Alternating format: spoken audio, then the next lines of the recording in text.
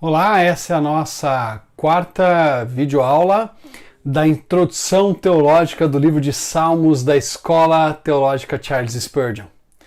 Na aula passada nós falamos sobre o título de Salmos e o processo de composição e organização final do livro. Agora vamos falar sobre a estrutura desse livro. O livro de Salmos está organizado em 5 partes. Eles também são chamados de os 5 livros de Salmos. Nós temos o livro 1, que vai do capítulo 1 até o capítulo 41.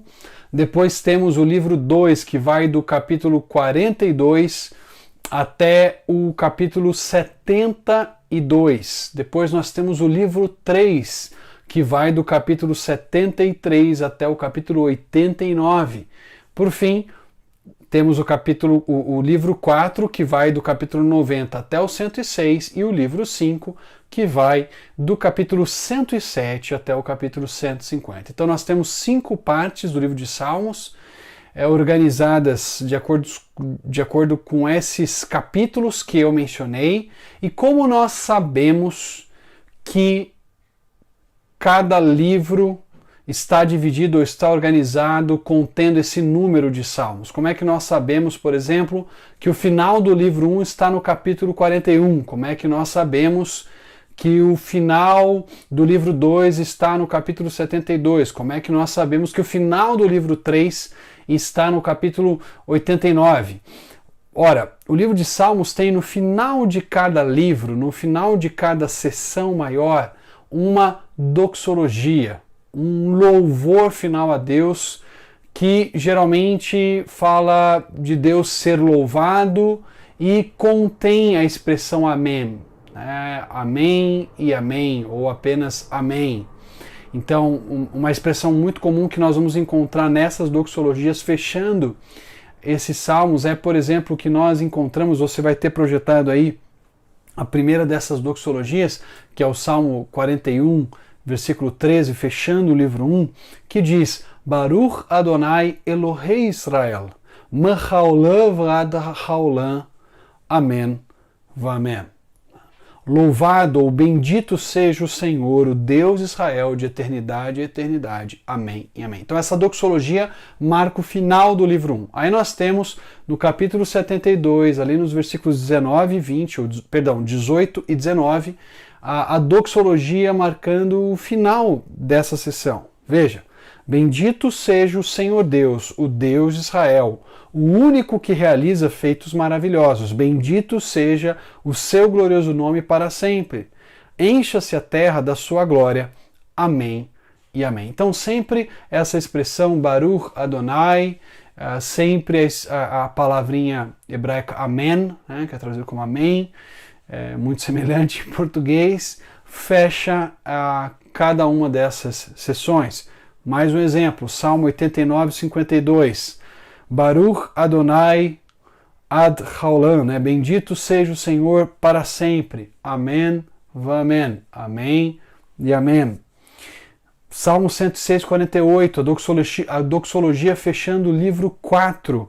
Bendito seja o Senhor, o Deus de Israel, por toda a eternidade, que todo o povo diga amém, aleluia. Então, cada uma dessas doxologias tem a expressão bendito seja o Senhor e tem a palavrinha amém, marcando o final do livro 1, final do livro 2, final do livro 3, final do livro 4. Quando nós chegamos no final do livro 5, nós temos uma explosão de louvor que convida todos a adorarem, a louvarem a Deus, que convida todos os seres vivos a exaltarem o Criador de céus e terra e o Redentor de Israel. Veja só o Salmo 150, que funciona como essa grande doxologia final. Diz assim o Salmo 150: Aleluia!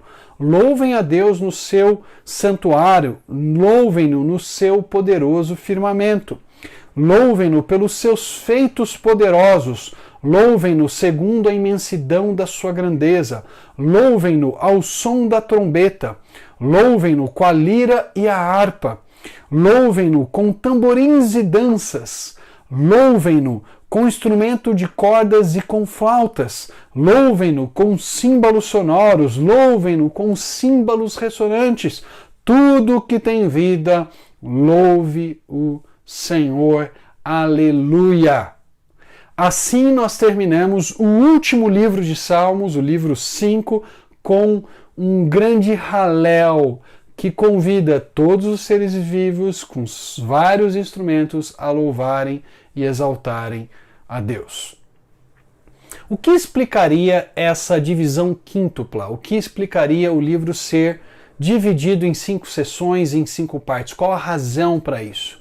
Alguns estudiosos chegaram a cogitar, e isso também, de certa forma, remete à tradição judaica, que cada livro de Salmos correspondia a um livro do Pentateuco, a um volume do Pentateuco. Então, livro 1, Gênesis, livro 2, Êxodo e assim por diante. O grande problema é que nós não temos uma concordância temática, por exemplo, entre o livro 1 e o livro de Gênesis.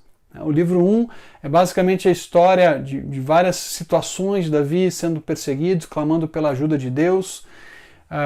Você tem, por exemplo, relatos da libertação de Deus lá no Salmo 105, lá no Salmo 106, que estão no livro final do livro 4, então não estão no livro 2, que teria uma correspondência com Êxodo. Então não há uma ligação temática que justifique a gente dizer que cada livro de Salmos tem um correspondente com o Pentateuco.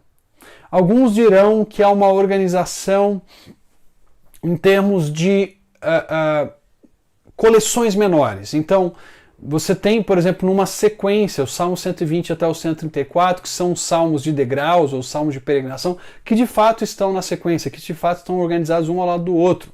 Ou você tem salmos escritos pelos filhos de Corá, que nós mencionamos também, estão numa sequência, do 42 ao 49. Mas o que explicaria essa sequência, essa divisão de 5 livros? O que eles querem?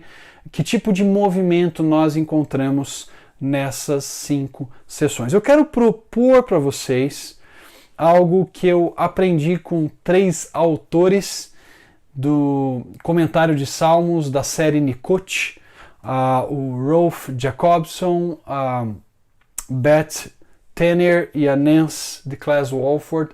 Eles detalham no seu livro e propõem no seu livro a razão de Salmos estar estruturado em 5 partes, em 5 movimentos, em 5 grandes cenas que começarão com a monarquia davídica e terminarão com o retorno do exílio. Nós precisamos lembrar que Davi é tido como um grande cantor de Israel. Segundo Samuel 23 enfatiza isso, né? Davi como um cantor excelente, um cantor de destaque. Nós vimos em 1 Crônicas, capítulo 15, que Davi foi quem organizou a estrutura dos levitas para louvarem a Deus no santuário. Há uma referência lá nos livros de Esdras e Neemias, já no pós-exílio, a maneira como Davi estruturou louvor e adoração. Eles buscam seguir essa maneira que Davi estruturou. Então, Davi está muito associado ao louvor e adoração no templo. E é por isso que o livro de Salmos começa num movimento histórico com a monarquia davídica, com o reinado de Davi, vai passando pelo processo ali de reino dividido até chegar no exílio e, por fim, termina com salmos que nos lembram do retorno do exílio. Então, eu quero mostrar para vocês como essa estrutura funciona ao longo do livro. O que nós encontramos em especial no livro 1? O livro 1 começa com basicamente duas exortações para aqueles que estão lendo essa obra, e eu vou, às vezes, ler alguns trechos aqui para vocês. Vocês não têm projetados, tem apenas a indicação dos textos, mas eu quero ler alguns trechos para nos ajudar. O livro 1 começa nos exortando, primeiro, a meditar na lei de Deus, na Torá de Deus, na instrução dele, e a nos submetermos ao seu rei, a nos submetermos ao seu ungido. Veja como o livro 1, então, começa enfatizando a importância daquele que representa Deus na terra, daquele que é o vice-regente de Deus na terra, o ungido de Deus, o rei de Israel. O livro 1 tem uma descrição bem interessante nos versículos 1 e 2, começa com a expressão Ashrei, que quer dizer bem-aventurado ou feliz. Essa expressão Ashrei vai se repetir ali no Salmo 2, versículo 12, onde também diz que são felizes, né? Ashrei, são felizes ou bem-aventurados os que se refugiam ou no rei, que representa o próprio Deus, ou no próprio Deus, mas essa expressão começa o capítulo 1 e termina o capítulo 2, mostrando que eles, de certa forma, estão integrados com uma grande introdução, com uma grande abertura no livro de Salmos, que começa com a palavra bem-aventurado e termina com os bem-aventurados em 2:12. Qual que é a descrição que nós encontramos então no Salmo 1, versículos 1 e 2? Muitos de nós sabemos de cor, Salmo 1, bem-aventurado o homem que não anda segundo o conselho dos ímpios, não se detém no caminho dos pecadores, nem se assenta na roda dos escarnecedores, antes o seu prazer está na lei do Senhor e na sua lei medita dia e noite. O que chama a nossa atenção aqui, inicialmente, é essa dinâmica que o fiel precisa evitar enquanto está seguindo o Senhor e adorando a Ele. Se você quer adorar a Deus da forma correta, se você quer prestar um louvor, ação de graças que o engrandece, você precisa começar com a instrução do Senhor. E começar com a instrução do Senhor é o oposto do movimento que nós encontramos no versículo 1. Primeiro, você tem o homem andando segundo o conselho dos ímpios, depois ele se detém, ele se assenta, por fim, na roda dos escarnecedores. Então você tem o homem andando segundo o conselho dos ímpios, se detendo naquilo que os pecadores propõem para ele e, por fim, se assentando na roda dos escarnecedores. E, em vez de fazer isso, esse processo de degradação que vai do caminhar, do parar e finalmente do sentar e se envolver com aqueles que zombam, que desprezam o Senhor e os seus fiéis, aquele que ama o Senhor e o teme deve então meditar na lei do Senhor dia e noite.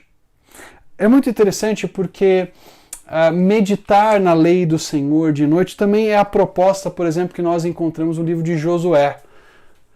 O livro que começa uma das seções da Bíblia hebraica, que é o livro de Josué, que é chamado de profetas anteriores, nós já mencionamos no módulo de livros históricos isso. Começa com o chamado para Josué meditar na Torat Adonai, né? Na lei do Senhor, na Torat Moshe, na lei de Moisés, que o Senhor ordenou por meio de Moisés. E aqui é o mesmo processo. Só que eu quero fazer um destaque para você. Há uma ênfase no livro de Deuteronômio, especialmente no capítulo 17, versículos 18 a 20, é que o rei deveria ter uma cópia da lei consigo para meditar nessa lei, para constantemente ter essa lei diante de si, para julgar o seu povo da forma correta, da forma que Deus esperava. Então é muito curioso que o livro 1, que vai enfatizar especialmente a monarquia davídica, começa com esse chamado para se meditar na lei do Senhor. É claro que todos aqui, todos os fiéis são chamados a ter as suas mentes saturadas pela palavra de Deus, pela revelação de Deus, mas o rei tinha a responsabilidade importantíssima de deixar que essa lei comandasse o seu coração e o guiasse nas suas decisões. Há uma ênfase na realeza no capítulo 2, nós falamos que 1 e 2 estão integrados, e nós temos aqui, veja que interessante, no capítulo 2, versículo 6, 7 e 8. 2, 6, 7 e 8. Eu mesmo estabeleci o meu rei em Sião no meu santo monte. Proclamarei o decreto do Senhor. Ele me disse, tu és meu filho. Eu hoje te gerei. Pede-me e te darei as nações como herança e os confins da terra como tua propriedade. Aí você tem o chamado aos reis no versículo 10. Por isso, ó reis, sejam prudentes, aceitem a advertência, autoridades da terra. Então nós temos um salmo que enfatiza o papel do rei como vice-regente divino. Ele é o filho de Deus, no sentido que ele representa a Deus diante dos povos da terra.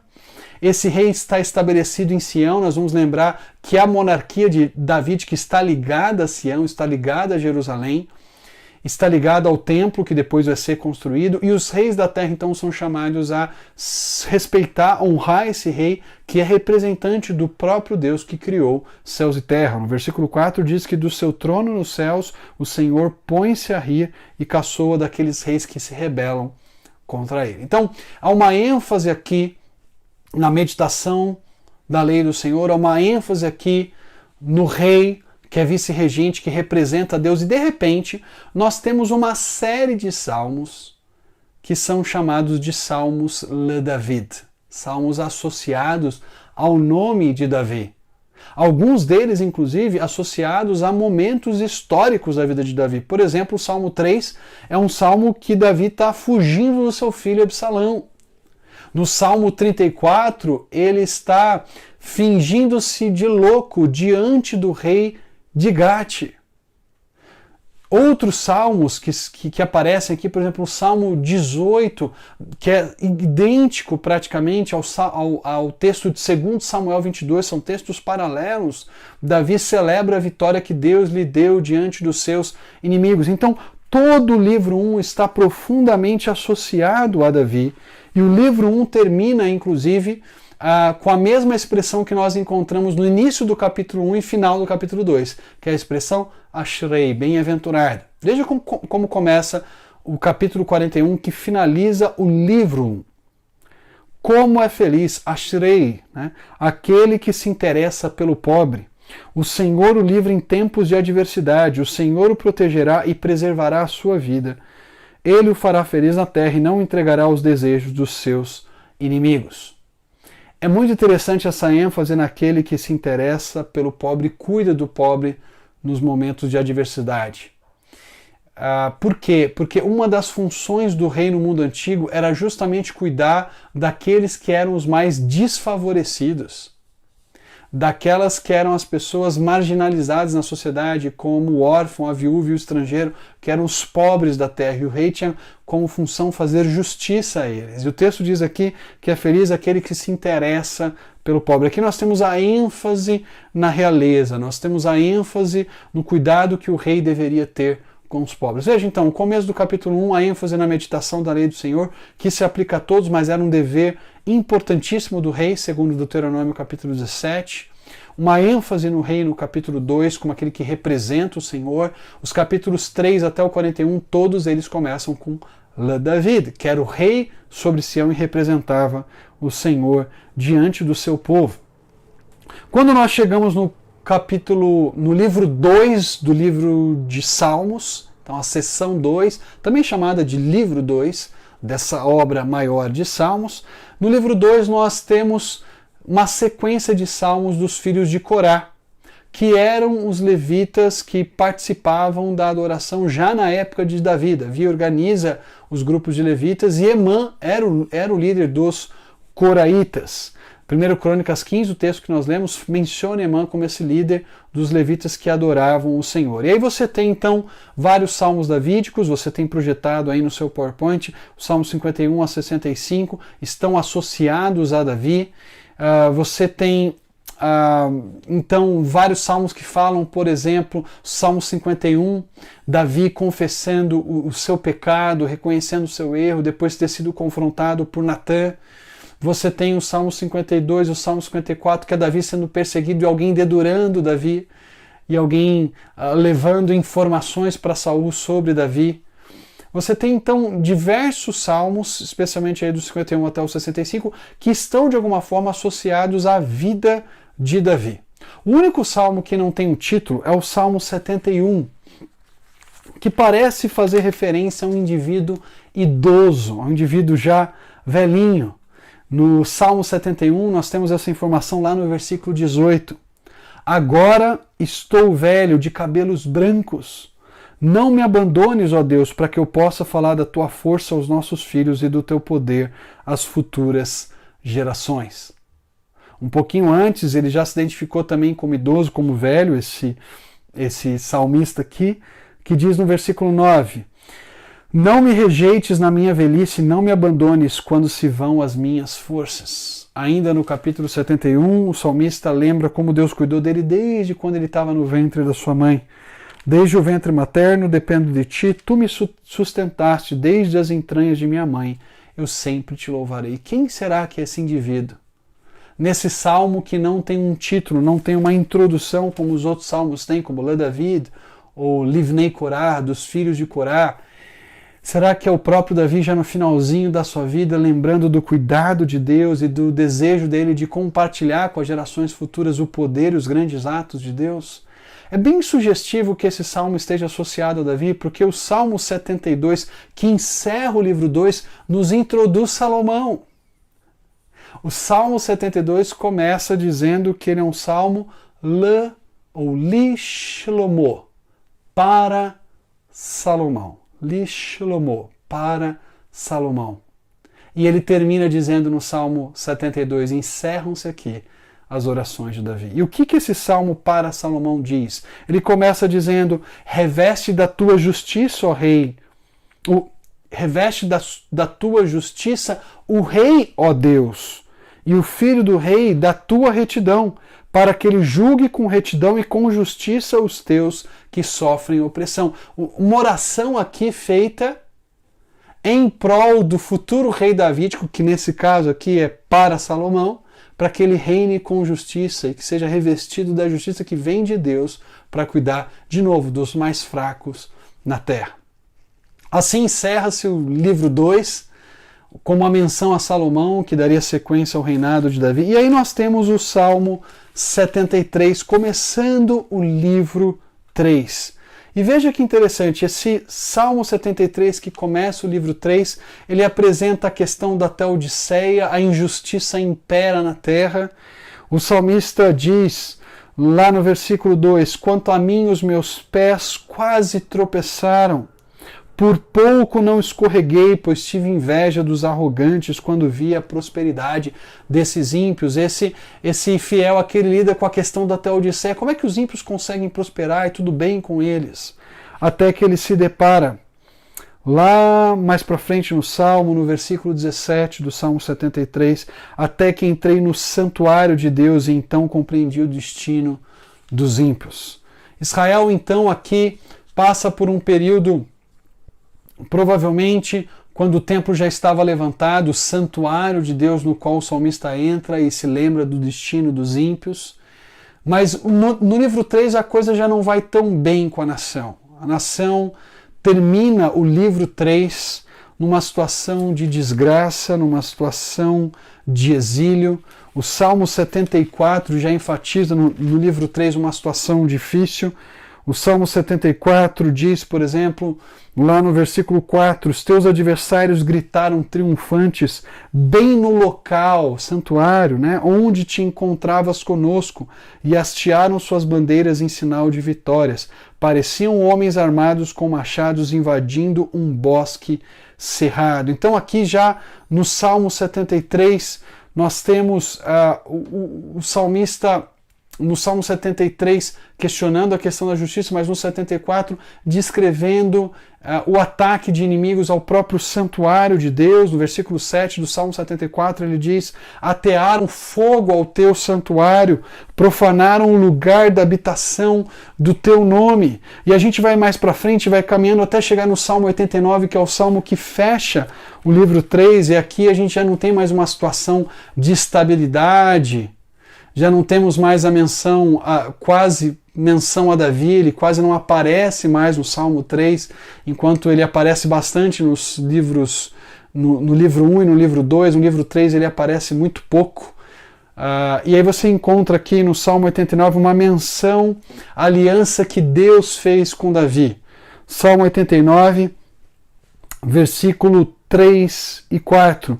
Tu disseste, fiz aliança com o meu escolhido, jurei ao meu servo Davi, estabelecerei a tua linhagem para sempre, firmarei o teu trono por todas as gerações. E esse salmo que começa com uma lembrança da aliança que Deus fez com Davi, termina falando o seguinte nos versículos 38 e 39, depois no 44. Mas tu o rejeitaste, recusaste-o e te enfureceste com o teu ungido, revogaste a aliança com o teu servo e desonraste a sua coroa lançando-a ao chão. Versículo 44, deste fim ao seu esplendor e atiraste ao chão o teu trono. Perceba como as imagens da coroa e do trono são lançadas ao chão, indicando que os filhos de Davi perderam o seu poder. Os filhos de Davi já não estão mais no trono, já não estão mais assentados no palácio em Jerusalém, governando sobre a nação. O povo agora está cativo. E o salmo Aliás, o livro 3 da obra de Salmos, o livro 3, termina com a dinastia davídica fora do trono, exilada, com a sua coroa, com o seu trono lançados ao chão. E quando nós chegamos no livro 4, então a grande questão é: e agora? Nós não temos mais um monarca sentado no trono. Nós não temos mais um rei governando sobre nós em Jerusalém. Nós somos cativos, nós estamos debaixo do poder de nações estrangeiras. E é nesse livro 4 que, quando já não se tem mais o rei humano sentado no trono, que se lembra e se destaca a realeza do próprio Yahvé, o Deus de Israel. Os Salmos 93 a 99 celebram a realeza de Deus. Deus é rei, várias vezes ele é chamado de rei, o Senhor reina, tremam as nações. O Salmo 96 vai dizer que o Senhor vem para julgar a terra com justiça e os povos com equidade, e assim demonstrar sua realeza e o seu governo sobre toda a terra. Quando já não tem um governante sentado mais no trono porque ele foi lançado ao chão, Israel precisa lembrar que o Senhor continua governando sobre o seu povo e o Senhor continua governando sobre todas as nações. No livro 3, a figura de Moisés volta a ter importância. Ele aparece diversas vezes no livro 3. Fora do livro 3 ele só aparece mais uma vez, mas no livro 3 ele vai aparecer no capítulo 90, que é o Salmo de Moisés. Depois, mais outras 7 vezes ele vai ser mencionado. No Salmo 99, no Salmo 103, no Salmo 105, no Salmo 106, você tem aí versículos que falam da importância de Moisés. E no Salmo 90, que começa o livro 4, nesse livro 4 a gente tem a intercessão de Moisés em favor da nação de Israel. É como se a nação de Israel no exílio se apropriasse da oração de Moisés e dissesse: Senhor, tem misericórdia de nós. Veja o que diz os versículos 15 até 17 do Salmo 90. Dá-nos alegria pelo tempo que nos afligiste aqui no exílio, pelos anos em que tanto sofremos. Sejam manifestos os teus feitos aos teus servos, aos filhos deles o teu esplendor. Esteja sobre nós a bondade do nosso Deus soberano. Consolida para nós a obra das nossas mãos. Consolida a obra das nossas mãos. O Salmo 105, ainda no livro 4, vai lembrar de como Deus foi bondoso para com a nação, como ele cuidou de Israel, como ele esteve presente nas mais diversas fases da história dos hebreus. E o Salmo 106 vai lembrar que o povo foi rebelde, foi duro de coração e por isso foi parar no cativeiro. Mas fecham-se as cortinas do livro 4 e você tem na próxima projeção uma explicação do livro 5. O livro 5 começa com a lembrança do retorno do cativeiro. Veja o que diz o Salmo 107, que começa o livro 5, nos versículos de 1 a 3. Deem graças ao Senhor porque Ele é bom. O seu amor dura para sempre. Assim digam os que o Senhor resgatou, os que livrou das mãos do adversário e reuniu de outras terras, do Oriente, do Ocidente, do Norte e do Sul. O povo voltando para a terra, sendo resgatados pelo Senhor. E aí a ênfase então no livro 5 está no retorno do exílio, o povo voltando para sua terra. O Salmo 126, por exemplo, que faz parte do livro 5, vai dizer: quando o Senhor trouxe de volta os cativos a Sião, foi como um sonho. A nossa boca se encheu de alegria e entre as nações se dizia: grandes coisas o Senhor fez por Israel. A ênfase, então, no livro 5 é o retorno do povo para sua terra. E esse retorno de Israel para sua terra é também acompanhado por uma ênfase maior em Davi de novo. Davi estava escondido. Lá no livro 3, livro 4, você quase não tem menção a Davi, pouquíssimas menções a Davi. mas no livro 5 você volta a ter salmos associados a Davi. Você tem projetado aí os salmos 108 a 110, o 122, o 124, o 131, 138 a 145, salmos associados à figura de Davi. E de novo a esperança de que um dia Deus há de restaurar o seu reino sobre toda a terra por meio daquele que é descendente de Davi. E a explosão de louvor, a doxologia final, termina o livro de Salmos, reconhecendo que o Senhor habita nos mais altos céus. E Ele é digno de louvor de todos os povos da terra. Ele é digno de louvor de todo ser que respira.